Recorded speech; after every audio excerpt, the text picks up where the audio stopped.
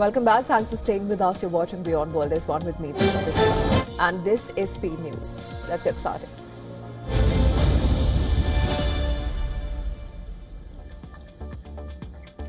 Israel's defense minister, Israel Katz, warned that fighting in Gaza could resume if Hamas fails to uphold the US-backed ceasefire.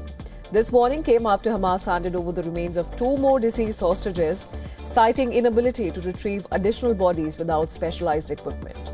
Now, under the ceasefire agreement brokered by US President Donald Trump, Hamas is required to return all 28 dead hostages as part of the first phase of the Gaza peace plan. So far, Hamas has handed back 20 surviving hostages to Israel in exchange for nearly 2,000 Palestinian prisoners who were freed from Israeli jail.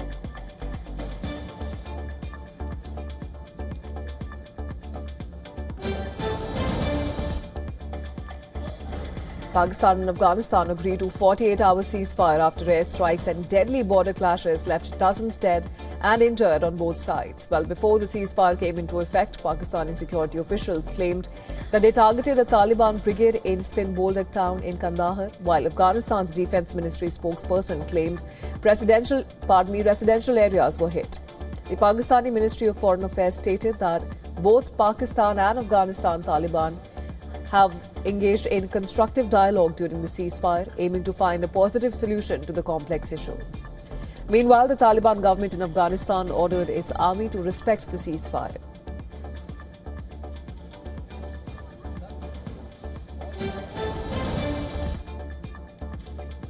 US President Donald Trump has claimed that Indian Prime Minister Narendra Modi has promised to stop buying Russian oil months after Washington imposed punitive tariffs on New Delhi over the issue.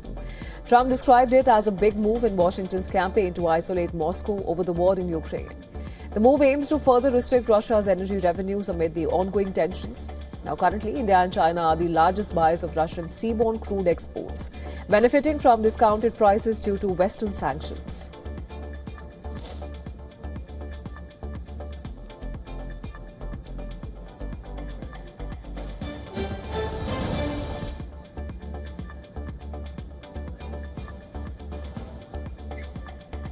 US President Donald Trump has said that he is considering US military strikes on land targets to combat the flow of drugs from Venezuelan cartels into the United States after 5 recent maritime attacks on alleged drug smuggling boats.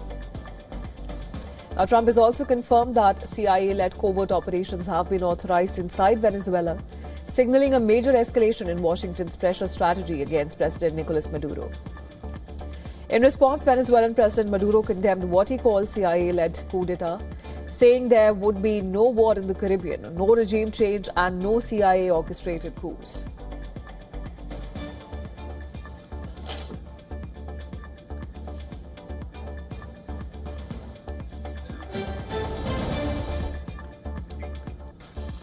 Violence erupted in Douala, Cameroon's economic hub, as opposition candidate Issa Chiroma Bakari has claimed victory in the October 12th presidential election, defying predictions of President Paul Biya's win.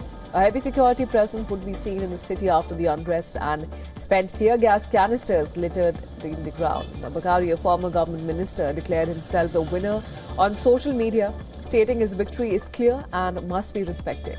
He promised to release a detailed report on the votes. However, official results are yet to be announced, with the Constitutional Court expecting to declare the outcome by October 26th.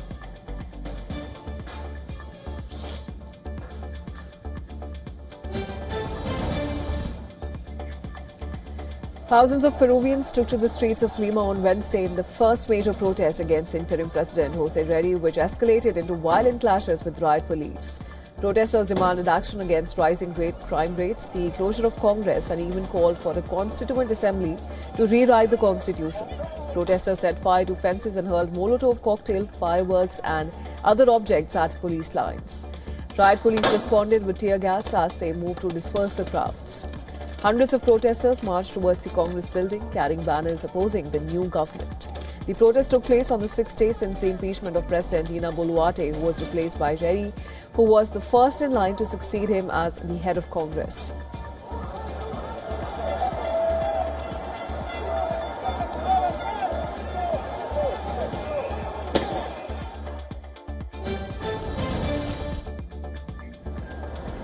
Violence erupted in Barcelona during a pro-Palestinian demonstration on Wednesday, with around 1,000 protesters marching towards the Israeli consulate as part of a general strike in support of the Palestinian people.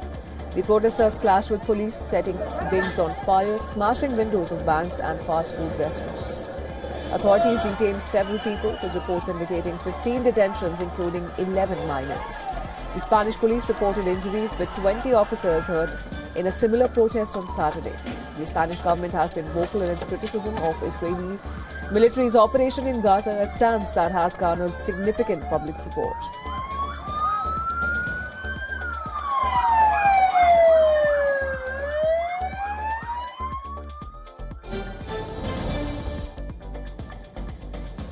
Chinese Foreign Minister Wang Yi and Spanish counterpart Jose Manuel Alvarez Bueno held talks in Guangzhou, pledging to expand cooperation in economy, education, culture and tourism. Wang emphasized the need for a long-term and strategic perspective, while Alvarez stressed that Spain's commitment to deepening its comprehensive strategic partnership with China as the key issue. Both sides welcomed high-level exchanges, including a state visit by King Felipe VI, and discussed enhancing cooperation in trade, investment and multilateralism. They also exchanged views on international issues, including the Ukraine crisis and Middle East peace process.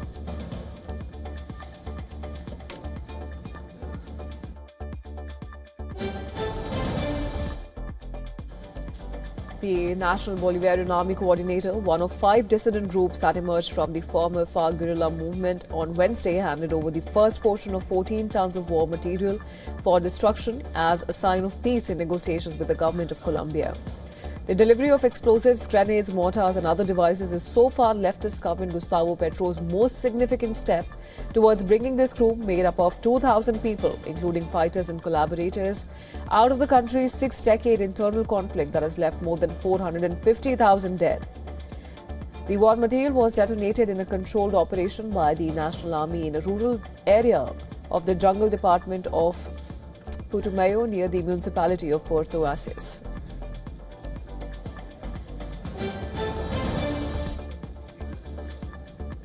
Bolivian presidential candidate Jorge Tuto holds a final rally before the South American country heads to the voting booths on October 19th.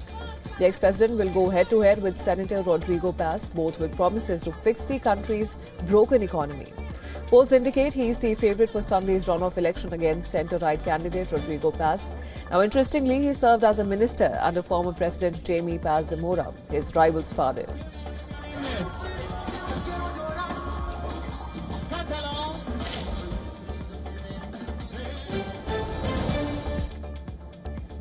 Egyptian President Abdel Fattah al-Sisi and Sudanese General Abdel Fattah al-Burhan held talks in Cairo to discuss the ongoing conflict in Sudan and regional efforts to achieve stability. The conflict, which began in April 2023, has resulted in tens of thousands of deaths and displaced over 14 million people, pushing parts of the country into famine. Now, according to Egypt's presidential spokesperson, the two leaders also discussed the impact of Ethiopia's Grand Renaissance Dam. Both leaders have criticized the construction of the nearly $5 billion dam on the Blue Nile, one of the 2 main tributaries of the Nile near Ethiopia's border with Sudan, and have blamed it for recent flooding in their countries.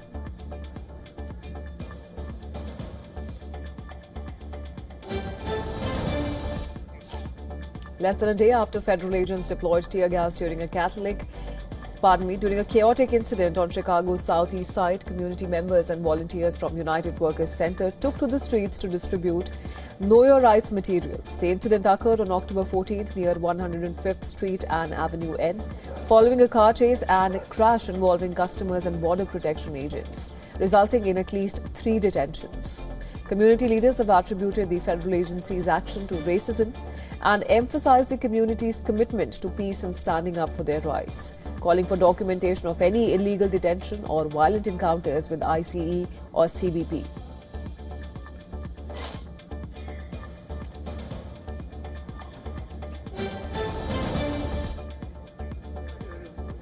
King Charles met with Chief Raoni Metuktire, renowned indigenous leaders from Brazil's Kayapo tribe, at St. James's Palace in London.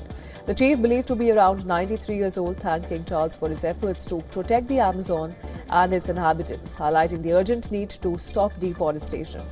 King Charles responded by assuring him that we're doing our best, The meeting marked the third time the two have met, having previously encountered each other in the 1980s and 2009. The event celebrated the monarch's Circular Bioeconomy Alliance, which he launched in 2020 with the aim of getting scientists, local governments, businesses and indigenous communities to cooperate on climate projects.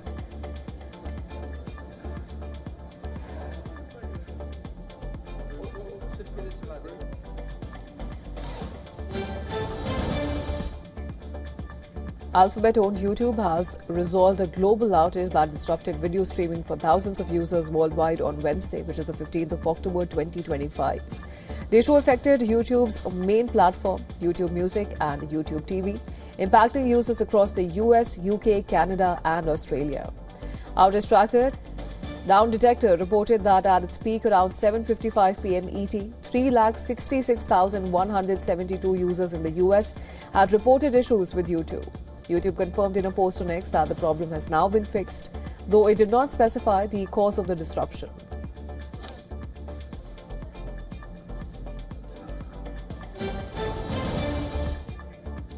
Meta Platforms announced a $1.5 billion investment in building a new data center in El Paso, Texas, as it expands infrastructure to support artificial intelligence workloads.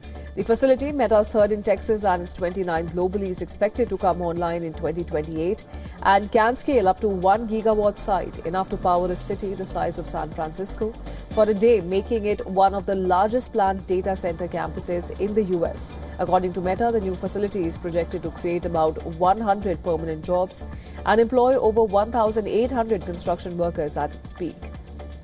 The company cited El Paso's robust electrical grid and skilled workforce as factors in the site selection.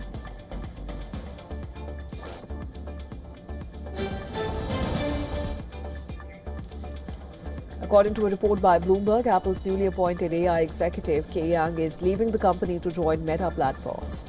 Just weeks ago, Yang was named head of Apple's Answers, Knowledge and Information team known as AKI, which is leading the development of a ChatGPT-like AI web search and a major Siri overhaul planned for March 2026.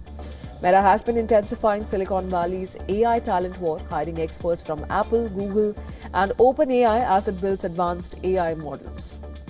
The Mark Zuckerberg-led company has poached top AI executives from the iPhone maker before, including Robbie Walker and Roming Pang.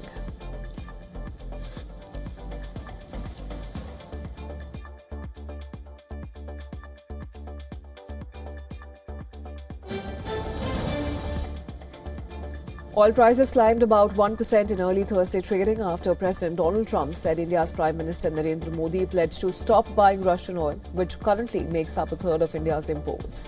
Brent crude rose 57 cents to $62 a barrel and US crude gained 54 cents to $58. The move follows weeks of pressure from Washington to cut Moscow's energy revenues as part of efforts to push Russia towards a peace deal in Ukraine. Analysts say that India's exit as a major Russian buyer could tighten supply and support prices. Meanwhile, US oil data showed crude stocks up 7.4 million barrels and gasoline inventories up 3 million, signaling sluggish demand even as distillate supplies fell, a sign of stronger diesel news.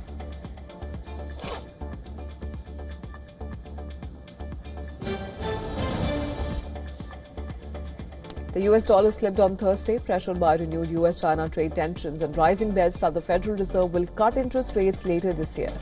The euro gained 0.14%, while the yen strengthened to 150.52 per dollar, both reaching one-week highs. The dollar index fell 0.16%, heading for a weekly loss of about 1/3%. Investors remain focused on the trade standoff as Washington criticized China's new rare earth export controls, calling them a threat to supply chains. President Trump is still expected to meet China's Xi Jinping later this month in South Korea, raising hopes for a longer truce. Meanwhile, traders are pricing in nearly half a percentage point of Fed rate cuts this year, adding more downward pressure on the greenback.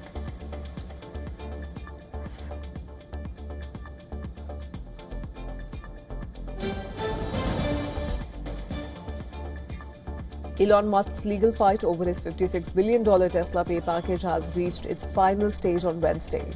Tesla attorneys urged the Delaware Supreme Court to reinstate the 2018 compensation plan, arguing that a subsequent shareholder vote should validate the package. A lower court has rescinded the deal in January 2024, citing board bias and inadequate disclosure to investors. Tesla has also disputed a $345 million legal fee awarded to the plaintiff's attorneys. The outcome could impact Delaware's corporate governance reputation.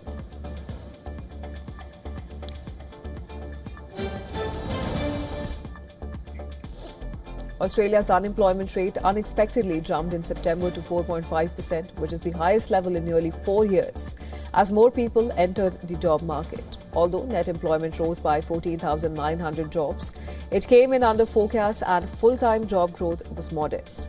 The weaker labour data has sharply raised expectations that the Reserve Bank of Australia will cut interest rates in November, with market odds jumping from 40% to 71%. The Australian dollar weakened 0.4%, while bond futures rallied on the rate cut bets. Policymakers had been cautious about further easing due to persistent inflation, but the latest data suggests the case for cutting rates is strengthening.